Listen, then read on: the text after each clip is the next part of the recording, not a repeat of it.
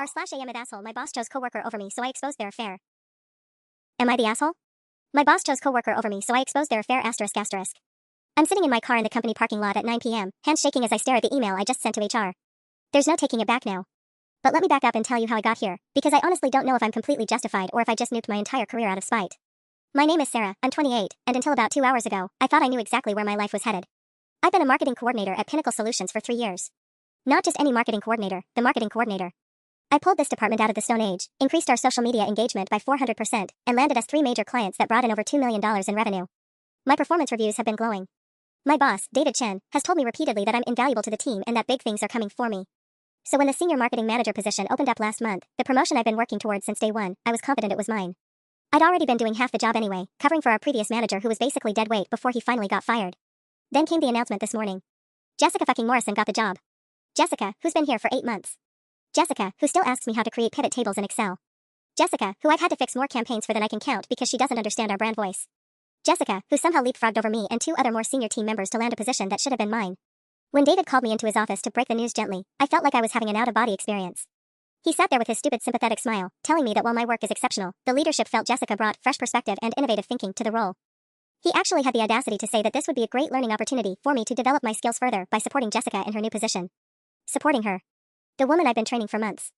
I asked him directly what I was lacking. What did I need to improve? What could I do differently? He gave me some bullshit corporate speak about leadership presence and strategic vision. Meanwhile, Jessica spent last week asking me to explain what CTR means in our campaign reports. I held it together in that meeting. I nodded, said I understood, and asked what steps I could take to be considered for the next opportunity. Professional. Mature. Everything they claim to value. But inside, I was screaming. I've sacrificed everything for this job. I've worked weekends, holidays, stayed late countless nights. I've missed family dinners, canceled dates, and turned down other job opportunities because I believed in this company and trusted that hard work would pay off. I've been the reliable one, the one everyone comes to when they need something done right. And for what? To watch someone else waltz into MY promotion because, why? What did Jessica have that I didn't? I was about to find out, and I wish to God I hadn't. The worst part? I genuinely liked David. I respected him. I thought he respected me. I believed him when he said he valued merit and hard work over office politics. How naive could I be? I should have seen the signs. I should have paid attention. But I was too busy actually doing my job to notice what was really going on right under my nose. The signs were all there, and I feel like an idiot for missing them. Jessica started getting pulled into meetings I wasn't invited to about 6 weeks ago. When I asked David about it, he said they were exploring some new strategic initiatives and that he'd loop me in when appropriate. I figured it was related to her project work, maybe getting her more involved in client relations. I didn't think twice about it. Then there were the lunch meetings. David mentioned he was mentoring Jessica, helping her understand the company culture and our client base. Again, seemed reasonable. I actually thought it was nice that he was taking time to properly onboard someone. When I started here, I basically got thrown in the deep end and had to figure everything out myself. But the lunch meetings became more frequent. And longer. 2-hour strategy sessions at that upscale bistro downtown. When I jokingly asked if I could get some of that high-level mentoring too, David laughed it off and said I was already performing at such a high level that I didn't need it. I should have known something was off when Jessica started dressing differently. Designer blouses instead of her usual Target finds. Professional manicures. She got highlights that probably cost more than her weekly salary. When I complimented her new look, she blushed and said she was investing in her professional image.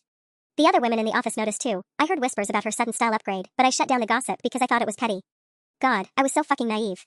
The real red flag was 3 weeks ago when I had to stay late to fix one of Jessica's campaign disasters. She'd completely screwed up the targeting parameters for our biggest client's social media campaign, and it was bleeding money by the hour. I was alone in the office, or so I thought, working until almost 10 p.m. to salvage the mess before the client noticed. I saw David's light on when I finally finished. I was going to pop in and update him on this situation, maybe mention that this was the 3rd major mistake Jessica had made that month. I figured he should know, especially if he was really considering her for advancement. I knocked on his door frame, but he must not have heard me because he didn't respond. The door was cracked open, so I pushed it slightly and called his name. He was on the phone with someone, speaking in a low voice. I caught fragments of what he was saying, can't wait to see you again. And, thinking about you all day.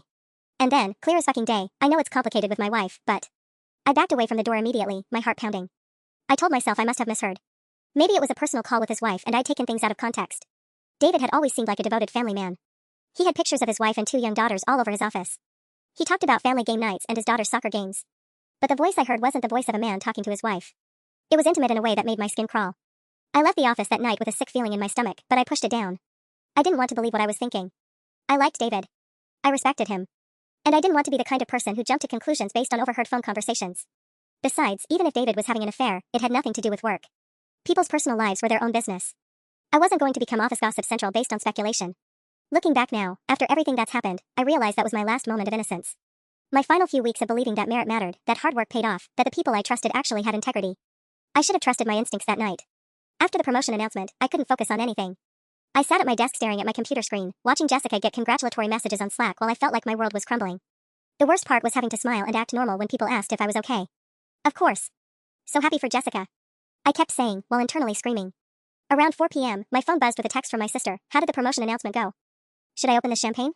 I stared at that message for 10 minutes before typing back, didn't get it. Talk later. She immediately called, but I sent it to voicemail. I couldn't handle explaining this to anyone yet. How do you tell people that 3 years of your life, all that sacrifice and dedication, just got flushed down the drain for reasons you can't understand? By 6 p.m., most of the office had cleared out. I stayed behind, ostensibly to finish up some campaign reports, but really because I couldn't face going home to my empty apartment where I'd have to sit alone with this crushing disappointment. At least here I could pretend to be productive. I was deep in a spreadsheet when I heard voices down the hall. David's office light was still on, and I could hear him talking to someone. Probably a client call running late, I figured. Then I heard Jessica's laugh. My stomach dropped. What was she doing here so late? Especially on her big day, shouldn't she be out celebrating somewhere? I tried to ignore it and focus on my work, but something felt off. Their voices were too quiet, too intimate. The same tone I'd heard in David's phone conversation 3 weeks ago. 20 minutes passed. Then 30. I kept hearing soft laughter, whispered conversations I couldn't make out. At one point, the talking stopped completely for several minutes. My mind started racing. I told myself I was being paranoid, that grief over the promotion was making me imagine things. But my gut was screaming that something was very wrong here. Finally, I couldn't take it anymore. I stood up from my desk, my legs shaky, and walked toward the bathroom, which happened to take me past David's office. I wasn't snooping, I told myself. I just needed to use the restroom. As I got closer, I could hear Jessica's voice more clearly. Are you sure no one else is here? Sarah's probably gone by now, David replied. She usually leaves by 6. My blood ran cold. They were talking about me. Why would they need to know if I was gone unless they were doing something they shouldn't be? I pressed myself against the wall next to his office, heart hammering so loud I was sure they could hear it. This was insane. I was acting like a crazy person, lurking in hallways and eavesdropping on my boss. But I couldn't make myself walk away. I still can't believe it's really happening, Jessica said, her voice soft and satisfied. When you first mentioned the promotion, I never thought. You deserve it, David interrupted, but his voice had that same intimate tone from the phone call. You've worked so hard for this. Worked hard? Worked hard? I've been fixing her mistakes for months. I know Sarah's probably upset, Jessica continued, and I had to bite my lip to keep from gasping. She's been here so much longer. Sarah will be fine, David said dismissively. She's good at what she does, but she doesn't have your qualities. The way he said qualities made my skin crawl. There was something in his voice that confirmed every terrible suspicion that had been growing in my mind. I needed to see what was happening in that office. I needed proof that I wasn't losing my mind. Against every rational thought screaming in my head, I crept closer to David's office door. My hands were trembling as I reached the doorframe, which was slightly ajar, just enough for me to peek through if I positioned myself carefully. What I saw made my stomach lurch. Jessica was perched on the edge of David's desk, her skirt hiked up slightly, while he stood between her legs with his hands on her thighs. They were kissing, not a quick peck, but a deep, passionate kiss that spoke of familiarity and ongoing intimacy. His wedding ring caught the fluorescent light as his fingers tangled in her hair. I watched in horrified fascination as they broke apart, both breathing heavily. David's usually perfectly styled hair was disheveled, and Jessica's lipstick was smeared across her mouth. God, I've wanted to do that all day, David murmured, his forehead pressed against hers. Sitting in that conference room announcing your promotion, watching everyone congratulate you, all I could think about was celebrating with you properly. Jessica hummed, running her hands down his chest. Speaking of celebrating, my lease is up next month. I was thinking maybe it's time we talked about me finding a place closer to your neighborhood. You know, for all those late-night strategy sessions. David chuckled, but I caught something uneasy in his expression. Let's take things one step at a time, Jess. Victoria's been asking more questions about my work schedule lately. Victoria. His wife. The woman whose framed photo was sitting literally 3 feet away from where he was groping my coworker. She doesn't suspect anything, does she? Jessica's voice carried a hint of worry, but also something else, excitement, maybe? Like the danger was part of the thrill. No. She just thinks I'm working harder to make partner track. David's hands moved to Jessica's waist, pulling her closer. Which reminds me, we should probably be more careful about the lunch meetings. Maybe spread them out more. But I love our lunch meetings, Jessica pouted, actually pouted like a child. It's the only time we can really be together without worrying about people seeing us. I know, baby, but we can't risk anyone catching on. Especially now that you're in the senior role. HR would have our heads if they found out about us. Baby. He called her baby. While his wedding ring glinted in the light and his family photos smiled down at them from the bookshelf. My legs felt like jelly. I gripped the doorframe to steady myself, trying to process what I was witnessing. This wasn't some new development, this was an established relationship. The easy intimacy between them, the way they moved around each other, the casual discussion of logistics. This had been going on for months. Months. While I'd been working my ass off, staying late, perfecting campaigns, believing that my dedication and skill would be rewarded, David had been screwing Jessica and planning to hand her my promotion. When did you know you were going to give me the position? Jessica asked, trailing her fingers along his collar. Really no, I mean. David smiled, that same warm smile he'd given me countless times during performance reviews. The night you came to my office in that red dress. Remember? About 6 weeks ago. You looked so beautiful, so confident. I knew you were ready for bigger things. 6 weeks ago. The promotion had been posted 8 weeks ago. Which meant he'd made his decision about Jessica before the interview process even began. before any of us had submitted our applications or presented our proposals. The interviews, the presentations, the hours I'd spent crafting the perfect pitch for why I deserved the role, it had all been theater. An elaborate charade to make the process look legitimate while David handed the job to his mistress. Suddenly, Jessica stiffened. "Did you hear something?" My blood turned to ice. I pressed myself flat against the wall, not breathing, praying they couldn't hear my heart hammering against my ribs. "Probably just the building settling," David said, but I heard him take a step toward the door. "We should probably wrap this up anyway." I told Victoria I'd be home by 9. I had maybe 30 seconds before they came out of that office. Moving as quietly as possible, I speed-walked back to my desk, grabbed my purse and jacket, and headed for the exit. My hands were shaking so badly I could barely press the elevator button. As the elevator doors closed, I caught a glimpse of Jessica emerging from David's office, smoothing down her skirt and checking her reflection in her phone camera. That's when everything clicked into place, and the rage hit me like a freight train. I sat in my car in the parking garage for 20 minutes, gripping the steering wheel so hard my knuckles went white. My mind was spinning, trying to process everything I'd just witnessed. The affair was bad enough, but the casual way they discussed the promotion, like it had always been Jessica's, like my years of dedication meant absolutely nothing, that's what shattered me. I kept replaying David's words, "She doesn't have your qualities." What qualities? The ability to spread her legs on his desk? The willingness to destroy a marriage for career advancement? My phone buzzed with another text from my sister, then one from my mom asking about the promotion. Word had gotten out to my family somehow, probably because I'd been so confident, so sure this was finally my moment. The thought of having to explain this humiliation to everyone made me nauseous. But as I drove home, the humiliation started transforming into something else. Something harder and more dangerous. Fury. Pure, white-hot fury at the injustice of it all. At David for being a lying, cheating hypocrite. At Jessica for sleeping her way to my job. At myself for being stupid enough to believe that integrity and hard work mattered in this world. By the time I reached my apartment, I'd made a decision. I wasn't going to just swallow this and move on. I wasn't going to quietly accept being passed over while they laughed about their little secret. If they wanted to play dirty, I could play dirty too. I spent the entire night researching company policies, HR procedures, and anything I could find about workplace affairs and promotional misconduct. What I discovered made my blood boil even more. Pinnacle Solutions had strict policies about relationships between supervisors and direct reports. Any romantic involvement was supposed to be disclosed immediately to HR, and in most cases, one party would need to transfer departments. David hadn't just broken his marriage vows, he'd violated company policy and potentially opened the firm up to massive liability. If other employees found out that promotions were being handed out based on sexual relationships rather than merit, we'd have grounds for discrimination lawsuits. But knowing the rules and proving they'd been broken were two different things. I had no photos, no recordings, just my word against theirs. Corporate investigations could drag on for months, and in the meantime, Jessica would settle into my job while I remained trapped in the same position. That's when I remembered David's wife, Victoria. I'd met her several times at company events. She was always perfectly put together, clearly proud of David's success, always asking about his work with genuine interest. She'd even complimented me once on a campaign I developed, saying David had shown her the results at home and how impressed he was with my creativity. The woman deserved to know what kind of man she was married to. What kind of father was coming home to kiss his daughters goodnight after spending the evening with his mistress? Around 3 a.m., I found Victoria's Facebook profile. It was mostly private, but I could see enough. Recent photos of family vacations, David coaching their youngest daughter's soccer team, anniversary posts about their wonderful husband and father. The latest post, from just 2 days ago, was a picture of David bringing her coffee in bed with the caption, 13 years married and he still surprises me with little gestures. Lucky to have such a thoughtful partner. Thoughtful partner. While he was planning to celebrate Jessica's promotion by fucking her on his desk. I stared at that post until my laptop screen blurred with tears. Not tears of sadness, tears of rage. Victoria Chen was living a lie, and she had no idea. Their daughters were going to grow up thinking their father was a good man when he was actually a manipulative cheater who abused his power and betrayed everyone who trusted him. Someone needed to tell her the truth. But first, I needed to be smart about this. If I was going to destroy David's life the way he destroyed my career prospects, I needed to do it right.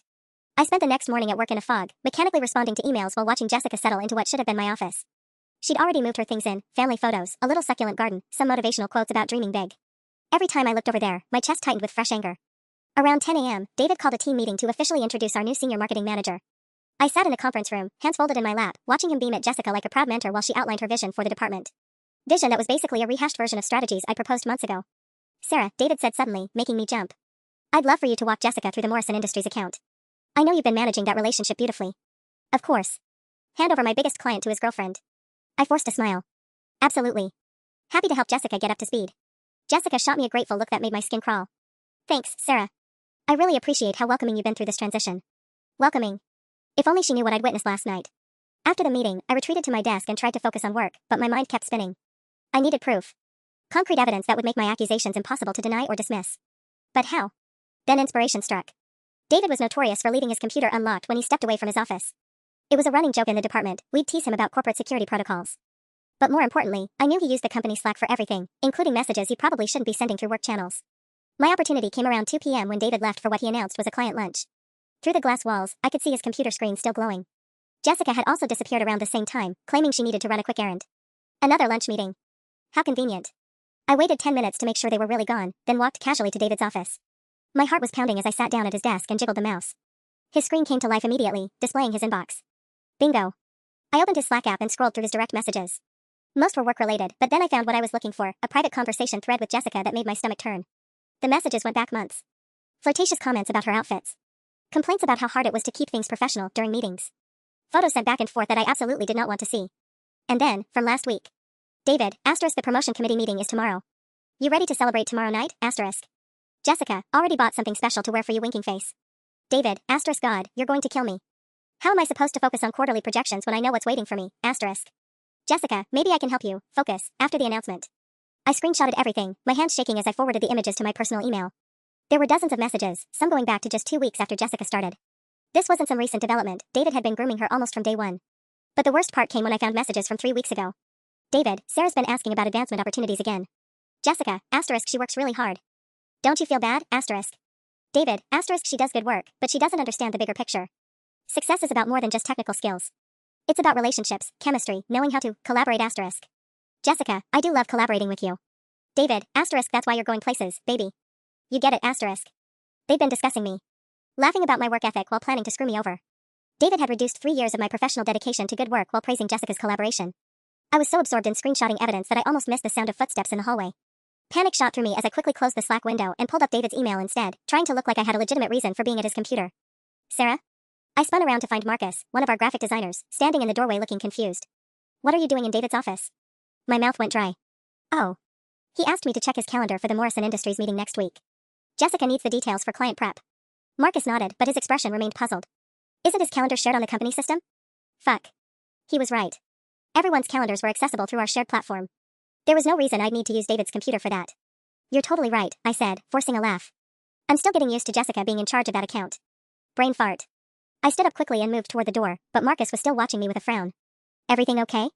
You seem stressed lately. Just adjusting to the new team structure, I said, hoping my voice sounded steadier than I felt. Big changes, you know? Marcus nodded sympathetically, but I could tell he wasn't entirely convinced. As I walked back to my desk, I noticed him glance back at David's office, then at me. Great. Now I had a witness to my snooping, and Marcus wasn't exactly known for keeping things to himself. If he mentioned this to anyone, it could get back to David before I had a chance to act on what I discovered. I needed to move fast. The screenshots burning in my personal email felt like ammunition, but I had to be strategic about how I used them. One wrong move and I could find myself fired for accessing David's computer without permission, while he and Jessica rode off into the sunset with their stolen promotion and secret affair intact. But as I stared at Jessica laughing at something on her phone, probably a message from David about their lunch, I realized I was past the point of backing down. I had the proof I needed. Now I just had to decide what to do with it. The rest of the afternoon crawled by like torture.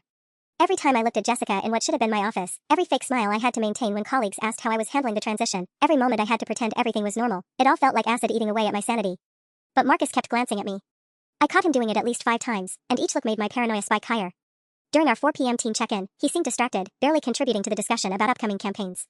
When David asked if anyone had concerns, Marcus opened his mouth like he was going to say something, then closed it and shook his head. My hands were sweating so badly I could barely hold my pen. After the meeting, I watched through the conference room glass as Marcus lingered near David's office. They were too far away for me to hear anything, but I could see Marcus gesturing, David looking confused, then both of them turning to look in my direction. Fuck. I grabbed my laptop and headed for the bathroom, locking myself in a stall while I tried to think. Maybe Marcus was just being paranoid. Maybe David would brush it off. But what if he didn't? What if he went back to check his computer, saw that his Slack had been accessed? My phone buzzed with a text from an unknown number, *coffee? We should talk. Marcus had gotten my personal number from somewhere. That wasn't a casual let's chat message, that was a warning. He knew something was wrong, and he was giving me a chance to explain before he escalated it. I stared at the message for a full minute before responding, *Starbucks on 5th? 20 minutes, See you there. I told my supervisor I had a dentist appointment and left early, my heart hammering the entire drive downtown. Marcus was already there when I arrived, sitting in a corner booth with 2 coffee cups in front of him. His expression was serious but not hostile, more concerned than accusatory. Thanks for coming, he said as I slid into the seat across from him. I ordered you a latte. Hope that's okay. Marcus, I can explain. Sarah. He held up a hand, stopping me mid-sentence. I've been watching you for weeks. You've been different. Stressed, angry, distracted. And today, finding you in David's office when he was at lunch. He leaned forward, lowering his voice. What's really going on? I stared down at my coffee, mind racing. Marcus had been with the company for almost 5 years. He was well-liked, trustworthy, and most importantly, he'd been passed over for promotions himself more than once. If anyone would understand workplace injustice, it would be him. But telling him the truth meant bringing him into this mess. It meant potentially making him complicit in whatever I decided to do next. Can I trust you? I asked quietly. Have you ever known me to gossip about personal stuff? He was right. Marcus kept work drama at arm's length, never participated in office politics or rumor mills. If I was going to tell anyone, he was probably the safest choice. David and Jessica are having an affair, I said. That's why she got the promotion. Marcus's coffee cup stopped halfway to his mouth. Are you serious? Dead serious. I saw them together last night. I have proof. Holy shit. He set his cup down carefully, looking around to make sure no one was listening. That's huge, Sarah. That's career-ending stuff for both of them. I know. What are you going to do? The question hung in the air between us. What was I going to do? Report them to HR and trust that justice would prevail? Confront David directly? Send the evidence to Victoria and let her handle it? I don't know, I admitted. But I can't just pretend this didn't happen. 3 years of my life, Marcus. 3 years, and they just threw it away for their little romance. Marcus nodded slowly, but I caught something worried in his expression. Sarah, be careful. I get that you're angry, you have every right to be. But if you go nuclear on this, make sure you're prepared for the fallout. David has connections throughout the company. If you come at him and miss. He didn't finish the sentence, but he didn't need to. If I tried to destroy David and failed, I'd be the one who ended up destroyed. My phone buzzed with a text from David. * Sarah, could you stop by my office first thing tomorrow? Want to discuss your role supporting Jessica moving forward. *. Supporting Jessica. Even now, even after everything, he was still trying to make me complicit in my own humiliation. I showed the text to Marcus, who whistled low. He really has no idea, does he? None. So what's your move? I looked at David's message again, then at Marcus's concerned face, then at the busy coffee shop full of people going about their normal lives, blissfully unaware that mine was about to explode. I said slowly, it's time David learned that actions have consequences. That night, I sat at my kitchen table with my laptop open, staring at the screenshots I'd taken from David's computer. The evidence was damning, but Marcus's warning kept echoing in my head. If I was going to do this, I needed to be smart about it. I started drafting an email to HR, then deleted it. Started again, deleted again. How do you professionally explain that your boss is fucking your coworker and that's why you got passed over for a promotion? Corporate HR departments were notorious for protecting management, and David had been with the company for 8 years. I'd been there 3. Who would they believe? My phone rang, making me jump. It was my sister Emma. Okay, I've given you 24 hours to wallow, she said without preamble. Now talk to me. What happened with the promotion? I'd been dreading this call all day. Emma was a lawyer, brilliant and direct, and she'd been more excited about my potential promotion than I was. She'd already started making plans to visit and celebrate. They gave it to someone else, I said, trying to keep my voice neutral. What? That's insane. You've been basically doing that job for months. What was their reasoning? I could hear the outrage building in her voice, and part of me wanted to tell her everything. Emma would know exactly what to do, she'd probably have David's head on a platter within a week. But she was also my sister, which meant she'd want to protect me from the potential backlash of whatever nuclear option she'd suggest. They said I lacked leadership presence, I said instead. Leadership presence? That's corporate bullshit speak for, we already decided on someone else. Sarah, this smells like discrimination. Have you documented everything? Performance reviews, emails, meeting notes? My stomach clenched. If Emma knew the real reason behind the promotion decision, she'd probably march into Pinnacle Solutions tomorrow morning and burn the place down. But she'd also insist we do everything by the book, file complaints, follow proper channels, trust the system. The same system that had just screwed me over. I'm handling it, I said. How? Sarah, you can't just accept this. If they're making promotion decisions based on anything other than merit. Emma, I said I'm handling it. There was a pause. You sound different. What aren't you telling me? Emma knew me too well. I could feel her lawyer instincts kicking in, sensing there was more to the story. But I couldn't tell her about the affair, not yet. Not until I decided what I was going to do with the information. I'm just tired, I said. It's been a long day. Okay, but promise me you won't just roll over on this. You've worked too hard to let them push you around. After we hung up, I stared at my laptop screen again. Emma was right about one thing, I couldn't just roll over. But I also couldn't trust HR to handle this properly, especially when it would be my word against David's. I needed more evidence. Something undeniable. That's when I remembered David's comment about Victoria asking questions about his work schedule. If his wife was already suspicious, maybe she'd be more receptive to hearing the truth. And if I could somehow document their next encounter. My phone buzzed with a Slack notification. Even though it was almost 10 p.m., Jessica had sent a message to the teen channel, * so excited to start this new chapter. Thanks everyone for the warm welcome. Looking forward to our strategy session tomorrow, David. Flexed biceps *. Strategy session. Right. David replied within minutes, * great energy. Let's plan to work through lunch to really dive deep into the Q3 initiatives, *. The casual way they were arranging their next hookup, right in front of the entire team, made my blood boil. They thought they were being clever with their coded language, but it was obvious what was really happening. I screenshotted their exchange and added it to my growing folder of evidence. But as I did, another notification popped up, a direct message from Marcus. * You okay? You left pretty abruptly today, *. I hesitated, then typed back, * fine.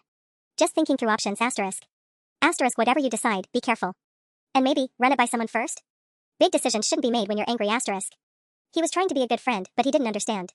This wasn't just anger anymore. This was about justice, about making sure people like David couldn't abuse their power and get away with it. I closed Slack and opened a new browser window. If David and Jessica wanted to play games, I could play games too. But first, I needed to know more about Victoria Chin. I spent the next hour deep diving into Victoria Chin's social media presence, and what I found made my mission feel even more urgent. Her Instagram was a carefully curated gallery of family happiness, David pushing their youngest daughter on a swing set, family camping trips, date nights where Victoria beamed at the camera while David's arm wrapped around her waist. The most recent post was from yesterday, a photo of David's home office with the caption, "So proud of my hardworking husband. He's been putting in such long hours for an important project, but he still makes time to help with homework every night. Hashtag blessed, hashtag work-life balance, hashtag bestadiver. Long hours for an important project." I wanted to vomit. But it was the comments that really got to me. Victoria's friends gushing about what a keeper David was, how lucky she was to have such a devoted partner. Her own mother had commented, "Raised him right. You picked a good one, sweetheart." These people genuinely believed David was some kind of model husband and father. Meanwhile, he was probably texting Jessica about their strategy session while helping his daughter with her math homework. I was so absorbed in my research that I almost missed the gentle knock on my apartment door. My blood froze. It was nearly 11 p.m. Who the hell would be visiting this late? Through the peephole, I saw Marcus standing in the hallway, looking nervous and holding what appeared to be a bottle of wine. "Marcus?" I called through the door. "What are you doing here?" "Sarah, we need to talk. I know you're planning something, and I think you're about to make a huge mistake." I hesitated, then unlocked the door. Marcus stepped inside, taking in my laptop covered with screenshots and my notebook filled with scribbled plans. "Jesus, Sarah. This looks like a war room." "Because it is." I closed the laptop, but not before he caught a glimpse of Victoria's Instagram. His face went pale. "You're going after his wife?" "Sarah, that's crossing a line." "What line?" I snapped. "The same line David crossed when he decided to fuck his way to a promotion decision? The same line Jessica crossed when she spread her legs for my job? That's not what I mean, and you know it." Marcus set the wine down and ran his hands through his hair. "Look, I get it. What they did is disgusting and unfair and probably illegal. But going after his family? His kids are going to get caught in this crossfire. His kids are going to find out what kind of father they have eventually. Better now than when they're older, and it destroys them even more. You don't know that." Marcus's voice rose, then he caught himself and lowered it again. "Sarah, you're talking about blowing up multiple lives because you're angry about a promotion. This isn't just about the promotion anymore." I could hear my voice getting sharp, defensive. "This is about the fact that people like David think they can do whatever they want without consequences. This is about every woman who's ever been passed over because she wouldn't sleep with her boss." Marcus studied my face for a long moment. "When's the last time you slept? You look like you haven't eaten in days." He wasn't wrong. I'd been surviving on coffee and adrenaline, too wired to think about basic human needs. But I couldn't stop now, not when I was so close to having everything I needed. "I'm fine." "No, you're not. You're spiraling." He gestured at my notebook. "What's the plan here, Sarah? Send anonymous messages to his wife? Show up at his daughter's soccer game with printouts of his affair? Where does this end?" Before I could answer, my phone buzzed with another text from David, asterisk looking forward to our conversation tomorrow morning. "I think you'll be excited about the new opportunities one have in mind for you, asterisk." New opportunities. Probably some patronizing lateral move designed to keep me quiet and compliant. I showed the message to Marcus, whose expression grew even more concerned. "He has no idea, you know. Sarah, you still have time to handle this professionally. File a complaint with HR, document everything properly. HR will protect him." "You know they will." "Maybe. But at least you'd be taking the high road. At least you could live with yourself afterward." The comment stung because part of me knew he was right. The version of myself from a week ago would have been horrified by what I was planning. But that version of myself still believed in fairness, in systems that worked, in the idea that good things happen to good people. That version of myself was naive and stupid. "You should go," I said quietly. "I appreciate you caring, but this is my decision." Marcus stared at me for a long moment, then picked up his wine bottle. "If you do this, there's no taking it back. Once you push that button, your life changes forever. Just make sure you're ready for that." After he left, I sat in my dark apartment, laptop glowing in front of me, wondering if he was right. But then I thought about Jessica's smug smile, David's casual dismissal of my work, the years I'd sacrificed for nothing. Some things were worth the risk. I didn't sleep that night. Every time I closed my eyes, I saw Jessica perched on David's desk, heard him dismissing my years of work as lacking qualities. By 5 a.m., I gave up on rest entirely and dragged myself to the shower, trying to wash away the exhaustion that had settled into my bones. My reflection in the bathroom mirror was startling. Marcus was right, I looked like hell. Dark circles under bloodshot eyes, hair limp and greasy, skin pale and drawn. I barely recognized myself. But today was the day. David wanted to discuss my new opportunities, and I was going to give him an opportunity he'd never forget. I arrived at the office early, before most of the team, and positioned myself at my desk with a clear view of David's office. My plan was simple: wait for him to arrive, have our little meeting about my future, then drop the bomb about what I knew. No more games, no more pretending. Just the truth, delivered with surgical precision. But at 8:30, my carefully laid plans hit their first snag. Victoria Chen walked into the office. I'd never seen David's wife at work before, she usually only appeared at company holiday parties and summer picnics. But there she was, looking polished and professional in a navy blazer, carrying a small gift bag and wearing the kind of radiant smile that suggested this was a pleasant surprise visit. My stomach lurched. She was probably here to congratulate David on Jessica's successful promotion, maybe take him to breakfast to celebrate his mentoring triumph. The irony was so thick I could choke on it. I watched through the glass walls as Victoria settled into one of the chairs across from David's desk, clearly planning to wait for him. She pulled out her phone and started typing, probably texting him about the surprise. This changed everything. I couldn't confront David about the affair with his wife sitting 20 feet away. And if Victoria was here for some kind of romantic gesture, she was about to get a front row seat to her husband's ongoing betrayal. At 8:45, David arrived. I could see his face light up when he spotted Victoria, then immediately cloud with what looked like panic. He hurried into his office, closing the door behind him, and I watched their animated conversation through the glass. Victoria was smiling, gesturing to the gift bag, clearly excited about whatever occasion she was celebrating. David, on the other hand, looked like he was going to be sick. 10 minutes later, Jessica waltzed in, looking stunning in a burgundy dress that definitely hadn't come from Target. She was practically glowing with confidence, ready for another day as senior marketing manager. But when she spotted Victoria through David's office window, she stopped dead in her tracks. The color drained from Jessica's face so fast I thought she might faint.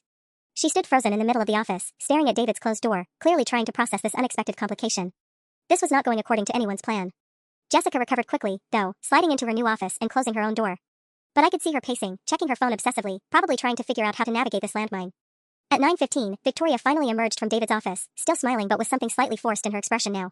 David walked her to the elevator, his hand on her lower back, playing the devoted husband perfectly. I couldn't hear what they were saying, but his body language screamed tension. The moment the elevator doors closed, David spun around and marched straight to Jessica's office. Their conversation was brief but intense, lots of hushed whispers and worried glances toward the main office area. My phone buzzed with a text, Sarah, let's postpone our meeting until this afternoon. Something urgent came up. David Something urgent. Right. But as I watched David pace his office while Jessica tried to look busy in hers, I realized Victoria's surprise visit had given me something even better than a confrontation. It had given me leverage. Because now I knew something David desperately needed to keep secret. His wife was clearly suspicious enough to show up unannounced. And if she was already asking questions about his schedule, it wouldn't take much to push her toward the truth. The real question was, how far was I willing to go? I spent the rest of the morning in a fog, mechanically responding to emails while my mind raced through new possibilities. Victoria's unexpected visit had shifted the entire playing field, and I could see both David and Jessica struggling to act normal while clearly panicking beneath the surface. Around 11 a.m., my phone rang. Unknown number. Hello? Is this Sarah Mitchell? The voice was female, professional but warm. Yes, who's this? This is Victoria Chin. I hope you don't mind, I got your number from David's contacts. I was wondering if you might have a few minutes to chat over coffee? I'm still downtown, and David mentioned you've been such a valuable part of his team. My blood turned to ice. Victoria Chin wanted to meet with me. David's wife, who'd just made a surprise visit to the office, wanted to have a private conversation with the woman her husband had just passed over for promotion. This was either a massive coincidence or Victoria was more suspicious than anyone realized. Of course, I managed. When were you thinking? Would now work? There's a cafe called Meridian just 2 blocks from your building. I know it's short notice, but I'm heading back home soon and I'd really love the chance to talk.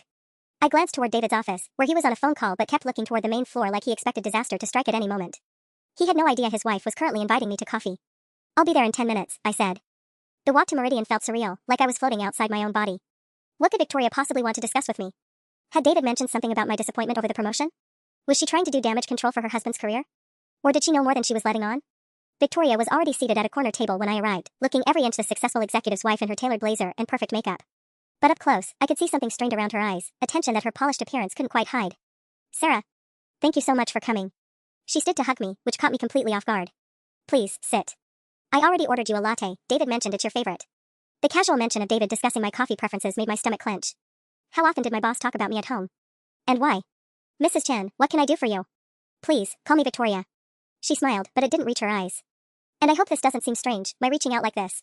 It's just that David talks about you so much at home, and after this morning, well, I thought it might be nice to finally have a real conversation.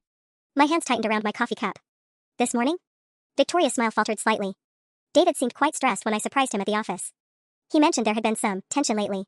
About the recent promotion decision. She knew. Maybe not everything, but she definitely knew something was wrong. It's been an adjustment, I said carefully. Change is always challenging. I'm sure it is. Victoria leaned forward slightly. Sarah, can I be direct with you? I know David values your opinion tremendously, and I'm concerned about him lately. He's been working such long hours, coming home distracted. He says it's just a busy period, but... She trailed off, studying my face intently. I had the distinct feeling I was being tested, that every word I said next would either confirm or deny suspicion she was already harboring. Has he said anything to you about what might be causing the extra stress? She continued. Any new projects or complications I should know about? The question hung in the air between us, loaded with implications. Victoria Chin wasn't here for a friendly coffee chat. She was here because she suspected her husband was lying to her, and she thought I might have answers. The moment of truth had arrived sooner than I'd expected, and I hadn't even had to engineer it. The silence stretched between us as I stared into Victoria's knowing eyes. This woman wasn't naive, she was a hunting predator who'd cornered exactly the right prey. My mind raced through possibilities, each more dangerous than the last. I said slowly, David has been under a lot of pressure with some recent personnel decisions. Victoria nodded, her manicured fingers drumming against her coffee cup. The promotion Jessica received. David mentioned you were disappointed. Disappointed is one word for it. What word would you use? The question was a loaded gun pointed directly at my chest. I could feel Victoria waiting, measuring my response, ready to pounce on whatever truth I was willing to reveal. But something in her expression, a flicker of pain beneath the polished exterior, made me realize she already suspected far more than she was letting on. Confused, I said finally. About the criteria that were used. Victoria's laugh was sharp, bitter. Criteria. That's an interesting way to put it. She leaned back in her chair, studying me with laser focus. Sarah, how long have you been with the company? 3 years. And in that time, how often would you say David has mentioned specific employees at home? My stomach dropped. I wouldn't know. Because in 13 years of marriage, he's never once come home talking about a coworker the way he talks about Jessica. Victoria's voice was perfectly controlled, but I could see her knuckles whitening around her cup. Suddenly, 6 months ago, I started hearing about this brilliant new hire. Her innovative ideas. Her fresh perspective. How she was really going places. Oh God. Victoria had been tracking this longer than any of us realized. Mrs. Chen. Victoria. Her smile was razor sharp now. And please, don't insult my intelligence by pretending you don't know what I'm talking about. The question is, what are you going to do about it? My blood chilled. This wasn't a fishing expedition, this was a recruitment meeting. Victoria knew about the affair, and she was trying to turn me into an ally against my own boss. I'm not sure what you expect me to say. I expect you to help me destroy the man who destroyed your career. Victoria's mask finally slipped, revealing something fierce and vengeful underneath. David thinks he's so clever with his late meetings and client dinners. But I've been married to him for 13 years. I know when he's lying. My phone buzzed with a text. David, asterisk, where are you? We need to reschedule our meeting ASAP, asterisk. Victoria noticed my reaction. Is that him? I nodded, showing her the message. Her smile turned predatory. Perfect timing. You know what I think, Sarah? I think you and I should pay David a little visit. Together. That's not a good idea. Why not? You have every right to be angry about being passed over. And I have every right to confront my cheating husband. Victoria stood up, smoothing down her blazer with military precision. Unless, of course, you prefer to let them both get away with it. The challenge in her voice was unmistakable. She was daring me to choose a side, to commit to the nuclear option I'd been dancing around for days. My phone buzzed again. This time it was Jessica, asterisk. David seems really stressed today. Everything okay, asterisk. Even now, she was playing concerned coworker while probably planning their next hookup. What exactly are you proposing? I asked Victoria. Her smile could have cut glass. A reckoning. Victoria's proposal hung in the air like a loaded weapon. A reckoning. The word sent chills down my spine, but before I could respond, my phone started buzzing incessantly. 3 missed calls from David in the span of 30 seconds. He's panicking, Victoria observed with cold satisfaction. Good. My phone rang again. This time I answered. Sarah, where the hell are you? David's voice was strained, barely controlled. We need to talk. Now. I'm at lunch, I said, watching Victoria's eyes gleam with interest. Cancel it. Get back here immediately. Something's come up with a Morrison account, and I need you to handle it before. His voice cut off abruptly, like he'd caught himself saying too much. Before what, David? Silence. Then, just get back here. Please. The desperation in that last word was unmistakable. David Chen, the man who'd always been so controlled, so professionally polished, was falling apart. Victoria gestured for the phone. Before I could stop her, she'd taken it from my hand. Hello, darling. I could hear David's sharp intake of breath even from across the table. Victoria? Why do you have Sarah's phone? Where are you? Having coffee with your colleague. Such a lovely girl. We've been having the most interesting conversation about workplace dynamics. Victoria's voice was sugar-sweet poison. About mentorship. And collaboration. And all the different ways people can advance their careers. Victoria, what are you? I'm learning so much, David. About late nights at the office. About strategy sessions. About the kind of qualities that really matter for promotion these days. The silence on the other end of the line stretched so long I wondered if David had hung up. Finally, his voice came through, barely a whisper. We need to talk. Oh, we will. Sarah and I were just discussing stopping by the office. I'm sure everyone would love to hear about the conversation we've been having. Victoria, please. She hung up and slid my phone back across the table. That should give him something to think about. My hands were shaking. You just declared war. No, Sarah. He declared war the moment he decided to humiliate both of us. I'm just choosing to fight back. Victoria's composure was terrifying in its completeness. The question is, are you with me or not? Before I could answer, my phone exploded with notifications. Text after text from David. Please don't do anything rash. Let me explain. This isn't what you think. Victoria, please call me. Sarah, I know you're angry, but this will destroy everything. Think about what you're doing. Call me. Victoria read the messages over my shoulder, her smile growing wider with each desperate plea. Look at him squirm, she murmured. 13 years of marriage, and he's never begged me for anything. But now that his little secret is threatened. My phone rang. Jessica this time. Don't answer it, Victoria said sharply. But I was already swiping to accept. Hello, Jessica. Sarah. Her voice was high, panicked. Is everything okay? David is acting completely insane. He keeps asking where you are and muttering about his wife. Did something happen? I looked at Victoria, who was watching me with predatory intensity. Everything balanced on this moment. Whatever I said next would determine whether I was going to burn my entire professional life to the ground or try to find some other way through this nightmare. Jessica, I said slowly, I think you and David need to have a very honest conversation about what happens when secrets come out. The sharp intake of breath on the other end told me everything I needed to know. Jessica understood exactly what I was implying. Sarah, whatever you think you know. I know enough. I hung up and looked at Victoria. So what exactly did you have in mind for this reckoning? Her smile was absolutely terrifying. Victoria's plan was elegantly simple and absolutely devastating. We walk into that office together, she explained as we headed back toward Pinnacle Solutions. You ask for your meeting with David about your new opportunities. I'll be there as the supportive wife, maybe mention how proud I am of his mentoring skills. My stomach churned. And then? Then we see how long it takes for them to crack. The elevator ride to the 15th floor felt like ascending to my own execution. Victoria stood beside me, perfectly composed, checking her lipstick in the mirrored walls like we were heading to a social event instead of a professional massacre. Victoria, I said quietly, once we do this, there's no going back. Your marriage. My marriage ended the moment David decided to fuck a woman young enough to be our daughter. Her voice was ice-cold steel. I'm just making it official.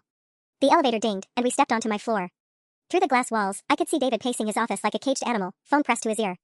Jessica was at her desk, but her usual confidence had evaporated. She kept glancing toward David's office with barely concealed terror.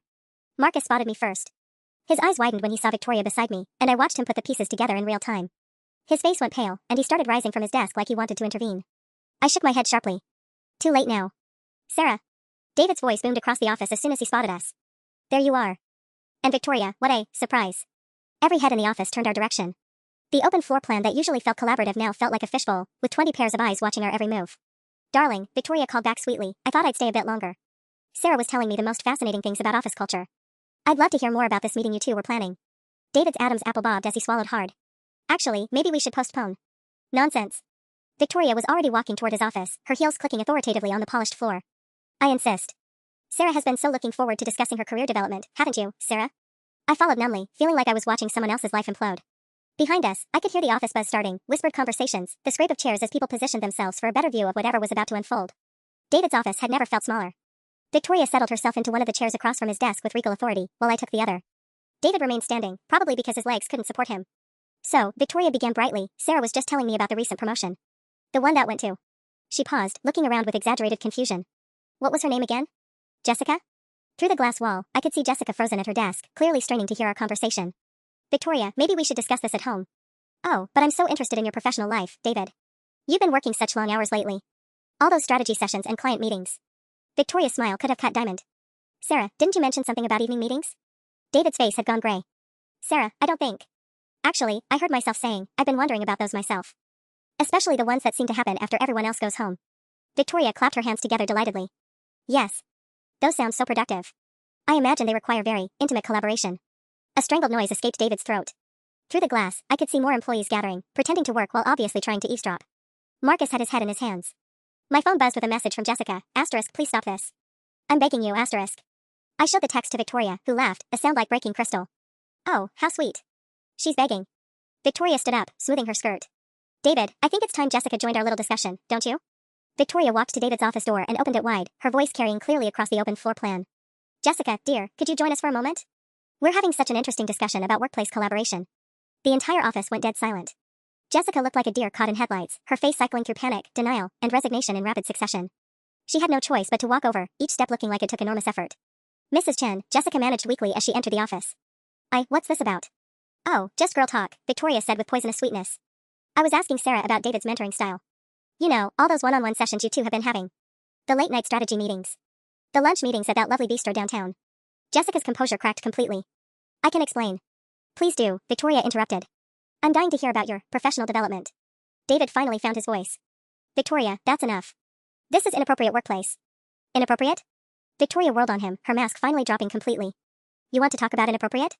How about fucking your subordinate while your wife sits at home with your children? How about promoting your mistress over employees who actually earned it? The office erupted. Gasps, whispered exclamations, the sound of chairs scraping as everyone gave up any pretense of working. Through the glass walls, I could see people pulling out their phones. Jessica burst into tears. It wasn't supposed to happen this way.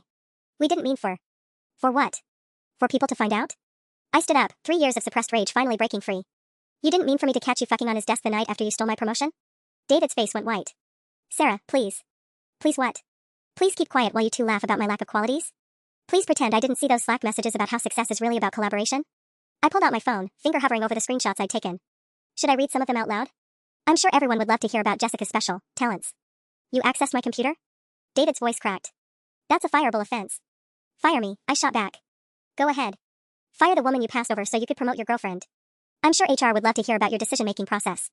Victoria moved to stand beside me, presenting a united front. David, you have exactly one chance to minimize the damage here. You can resign quietly, recommend Sarah for the promotion she actually earned, and maybe, I won't take you for everything you're worth in the divorce. The silence stretched for what felt like hours. David looked between Victoria and me, then at Jessica, who was still crying silently. Through the glass, I could see Marcus giving me a thumbs up, and half the office recording everything on their phones. Finally, David's shoulders sagged in defeat. I'll I'll call HR. No, Victoria said firmly. You'll call the managing partners. Today. And you'll tell them exactly why you're resigning and why Sarah Mitchell should be immediately considered for promotion. 3 weeks later, I sat in my new office, the one that should have been mine all along, reviewing applications for David's replacement. Jessica had resigned the day after the confrontation, saving the company the trouble of firing her. David had been gone within hours, his 13-year career ending in spectacular disgrace. Marcus knocked on my doorframe. How does it feel? I looked around the office I'd dreamed of for 3 years, then at the Slack message from Victoria I'd received that morning, * divorce papers filed. Thank you for giving me the courage to stop accepting less than I deserved *. Like justice, I said. It feels exactly like justice.